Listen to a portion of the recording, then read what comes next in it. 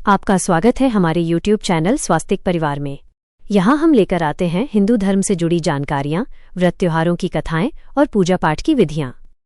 तो भक्तों, आज के इस वीडियो में हम आपको सुनाएंगे मार्गशीर्ष महीने में आने वाले सोम प्रदोष व्रत की कथा। तो चलिए शुरू करते हैं। शास्त्रों में सोमवार के दिन रखे जाने वाले प्रदोष व्रत का विशेष महत्व बताया गया है। सोमवार को आने वाले प्रदोष व्रत को सोम प्रदोष या चंद्र प्रदोष भी कहा जाता है। सोमवार का दिन भगवान भोलेनाथ को समर्पित होता है और त्रयोदशी के दिन प्रदोष काल में भगवान शिव और माता पार्वती की पूजा की जाती है। त्रयोदशी तथा सोमवार दोनों एक साथ आने पर इसका महत्व और भी अधिक हो जाता है। सोमवार त्रयोदशी के दिन पूरी श्रद्धा और विधि विधान से प्रदोष व्रत करने से जीवन में आ रही कठिनाइयां दूर हो जाती हैं। मनुष्य को जीवन में कभी हार का सामना नहीं करना पड़ता और उसकी सभी इच्छाएं पूरी होती हैं। स्कंद पुराण के अनुसार सूत जी कहते हैं, विदर्भ देश में सत्यरथ नाम के प्रसिद्ध एक राजा थे। धर्मपूर्वक राज्य करते हुए उनका बहुत सा समय बीत गया। एक समय चालुक्य देश के राजाओं ने विदर्भ देश पर आक्रमण कर दिया। उनके बीच भयंकर युद्ध हुआ। दोनों पक्षों की बहुत सी सेना मारी गई, परंतु अंत में विदर्भ देश के राजा भी उनके हाथों से मारे गए। विदर्भ राज की गर्भवती स्त्री दुखी होकर रात के समय राजभवन से निकलकर वन की ओर चली गई। सुबह होने पर उस रानी ने जलाशय के किनारे एक वृक्ष के नीचे एक सुंदर से पुत्र को जन्म दिया। उसके बाद वो प्यास से व्याकुल होकर जलाशय में पानी पीने गई। इतने में एक घड़ियाल ने आकर उसे अपना ग्रास बना लिया। वह बालक पैदा होते ही माता पिता से हीन हो गया। जब वह नवजात शिशु वृक्ष के नीचे पड़ा हुआ जोर जोर से रो रहा था, उसी समय भगवान भोलेनाथ की कृपा से वहां पर एक उमा नाम की ब्राह्मणी पहुंची। वह अपने 1 वर्ष के बालक शुचिव्रत को गोद में लिए हुए थी। वो ब्राह्मणी बहुत ही गरीब विधवा थी। वो भीख मांगकर अपना गुजारा करती थी। उस बालक को रोते हुए उसने मन ही मन सोचा, अरे ये तो बड़ी हैरानी की बात है कि नवजात शिशु जिसकी अभी तक नाल भी नहीं घटी यहाँ पर पड़ा हुआ है। इसकी माता कहाँ चली गई? जब वह ब्राह्मणी सोच में डूबी हुई थी, उसी समय वहां से एक सन्यासी उतरे। ऐसे जान पड़ते थे मानो शांत शंकर भगवान हो। उन श्रेष्ठ भिक्षु ने उस स्त्री से कहा कि ब्राह्मणी, तुम इस बालक की रक्षा करो, इससे तुम्हें परम कल्याण की प्राप्ति होगी। इतना कहकर वो दयालु भिक्षु वहां से चले गए। उनके जाने के बाद ब्राह्मणी ने उस बालक को लेकर अपने घर की ओर प्रस्थान किया। वह ब्राह्मणी एक चक्रा नामक नगर में निवास करती थी। ब्राह्मणी ने बालक का अपने बेटे के समान ही पालन पोषण किया और उसका नाम धर्मगुप्त रखा। वह भिक्षा के अन्न से ही अपने पुत्र और राजकुमार दोनों को पालने लगी। एक दिन वह ब्राह्मणी उन दोनों बालकों को लेकर भीख मांगती हुई देव मंदिर में चली गईं। उस समय वहां पर शांडिल्य मुनि पधारे हुए थे। शांडिल्य मुनि को देखकर ब्राह्मणी ने उन्हें प्रणाम करके पूछा, हे ब्राह्मण, एक सन्यासी के कहने पर मैं इस बालक को अपने घर ले आई हूं। अभी तक मुझे इसके कुल का पता नहीं चला, फिर भी मैं अपने पुत्र की तरह ही इसका पालन पोषण करती हूं। आप ज्ञान के नेत्रों से देखकर मुझे बताने की कृपा करें कि ये बालक किस कुल में उत्पन्न हुआ है और इसके माता पिता कौन हैं। तब मुनि बोले, यह विदर्भ देश के राजा का पुत्र है। इतना कहकर श्रद्धेय मुनि ने उस बालक के पिता के युद्ध में मारे जाने तथा उसकी माता की घड़ियाल द्वारा ग्रस्त होने का सब समाचार संक्षेप रूप से बताया। यह सुनकर ब्राह्मणी को और भी आश्चर्य हुआ। तब उसने प्रश्न किया, हे महामुनि, वह राजा सभी लक्षणों से युक्त होते हुए भी युद्ध में क्यों मारे गए और इस बालक को यह दरिद्रता कैसे प्राप्त हुई? यह अपने राज्य को कैसे प्राप्त करेगा?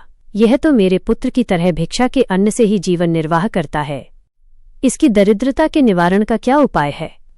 तब शांडिल्य मुनि बोले, इस राजकुमार के पिता विदर्भ राज पूर्व जन्म में पांड्य देश के राजा थे।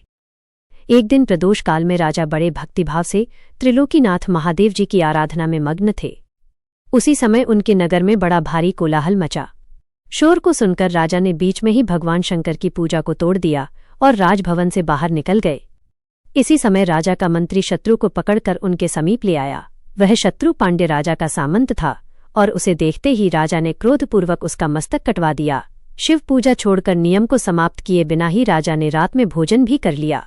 इसी प्रकार राजकुमार भी प्रदोष काल में भगवान शिव की पूजा किए बिना ही भोजन करके सो गया। वही राजा अगले जन्म में विदर्भराज हुआ। शिव पूजा में विघ्न होने के कारण शत्रुओं ने उसको सुख भोग के बीच में ही मार डाला। पूर्व जन्म में जो उसका पुत्र था, इस जन्म में भी राजा का वही पुत्र भगवान शिव की पूजा का उल्लंघन करने के कारण ये दरिद्रता को प्राप्त हुआ है।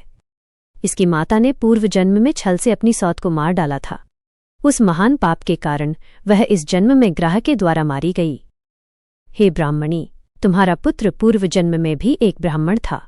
इसने अपना सारा जीवन केवल गांव लेने में बिताया है, यज्ञ आदि सत्कर्म नहीं किए, इसलिए ये दरिद्रता को प्राप्त हुआ है। उस दोष के निवारण के लिए अब यह भगवान शंकर की शरण में जाए। यदि ये दोनों बालक प्रति सोमवार त्रयोदशी के दिन भगवान शंकर का पूजन करते रहें तो वर्ष भर के भीतर ही इनकी दरिद्रता का निवारण होगा तथा राज्य सुख की प्राप्ति होगी। इस प्रकार शरण में आई ब्राह्मणी को मधुर वचनों द्वारा आश्वासन देकर शांडिल्य मुनि ने उनके दोनों बालकों को भगवान शंकर की आराधना के मंत्र का उपदेश दिया। उसके बाद ब्राह्मणी अपने दोनों बालकों को लेकर वहां से चली गई। 4 मास बाद एक दिन ब्राह्मणी पुत्र नदी में स्नान करने गया। वहां उसे धन से भरा हुआ एक घड़ा मिला, जिसे लेकर वो अपनी माँ के पास गया। माँ धन से भरे हुए घड़े को देखकर खुश हो गई और उसने कहा, इसे अपने भाई के साथ आधा आधा बांट लो। मगर धर्मगुप्त ने इसमें हिस्सेदारी से मना करते हुए कहा, मैं किसी अन्य के भाग्य का भागी नहीं हो सकता। प्रत्येक व्यक्ति स्वयं के कर्म का फल भोगता है। इस प्रकार प्रसन्नतापूर्वक भगवान शंकर की पूजा करते हुए उन दोनों कुमारों का 1 वर्ष व्यतीत हो गया। एक दिन ब्राह्मणी पुत्र और राजकुमार वन में भ्रमण करने गए। मार्ग में उन्होंने देखा कि कुछ गंधर्व कन्याएं आपस में खेल रही थीं। ब्राह्मणी कुमार वहीं पर रुक गया और राजकुमार से बोला, हमें इससे आगे नहीं जाना चाहिए, ये किसी को भी अपनी ओर आकर्षित कर सकती हैं। मगर राजकुमार निडर होकर आगे बढ़ता गया। उन गंधर्व कन्याओं में से एक ने राजकुमार धर्मगुप्त को देखा तो वो उसके प्रति आकर्षित हो गई। उसने अपनी सभी सखियों को विदा किया और राजकुमार के पास आने की प्रतीक्षा करने लगी। उसे अकेला देखकर राजकुमार उसके पास गया और उससे बातचीत शुरू की। राजकुमार ने बताया कि मैं विदर्भ देश का राजकुमार हूँ। मेरे माता पिता अब इस संसार में नहीं और शत्रुओं ने हमारे राज्य पर कब्जा कर लिया है। कन्या ने अपना परिचय देते हुए बताया कि मैं विद्युत केतु नामक गंधर्व की पुत्री हूँ। मेरा नाम अंशुमति है और मैं गायन में प्रवीण हूँ। उसने ये भी कहा कि मैं आपसे विवाह करना चाहती हूँ। इतना कहकर उसने अपनी मोतियों की माला निकालकर राजकुमार को पहना दी। तब राजकुमार ने पूछा, तुम राजपाट गंवा चुके राजकुमार के साथ कैसे रह पाओगी और अपने माता पिता की अनुमति के बिना तुम मेरे साथ कैसे आ सकती हो? इस पर अंशुमति बोली, चाहे जो हो जाए मैं वही करूंगी जो मैं चाहती हूँ। तुम 2 दिन बाद प्रातःकाल यहां से मिलना। इतना कहकर वो वहां से चली गईं।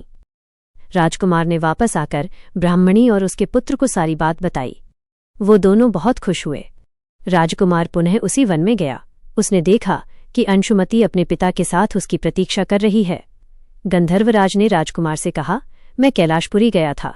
वहां शिव भगवान और माता पार्वती ने मुझे बुलाकर कहा कि धर्मगुप्त नामक राजकुमार राज्य से होकर आ रहा है। जाओ और राज्य पुनः प्राप्त करने में उसकी सहायता करो।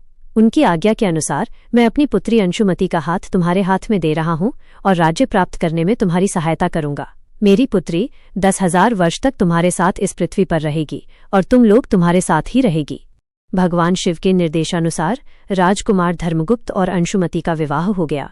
अंशुमति के पिता ने अपनी गंधर्व सेना भी राजकुमार को दे दी।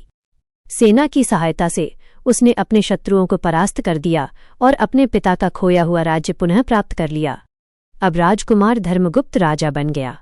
उसने अपने बुरे दिनों में उसे पालने वाली प्रिय ब्राह्मणी को राजमाता का दर्जा दिया और शुचिव्रत को अपना छोटा भाई माना।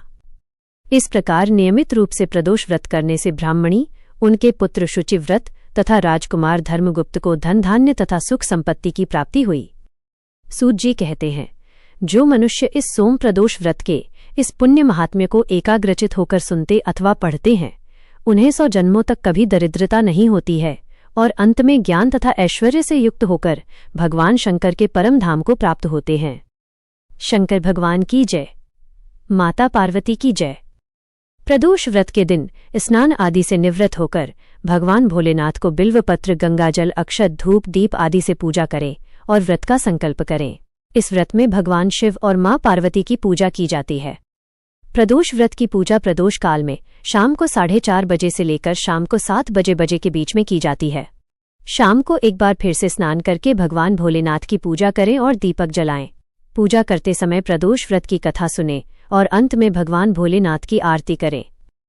हमें उम्मीद है कि आपको हमारा ये वीडियो पसंद आया होगा और इससे आपको हिंदू धर्म, व्रत, त्योहारों और पूजा पाठ से जुड़ी नई व उपयोगी जानकारी मिली होगी। अगर आपको हमारा वीडियो अच्छा लगा हो तो लाइक, शेयर और सब्सक्राइब जरूर करें और घंटी का बटन दबाएं ताकि हमारे आने वाले हर नए धार्मिक वीडियो की सूचना आपको सबसे पहले मिले।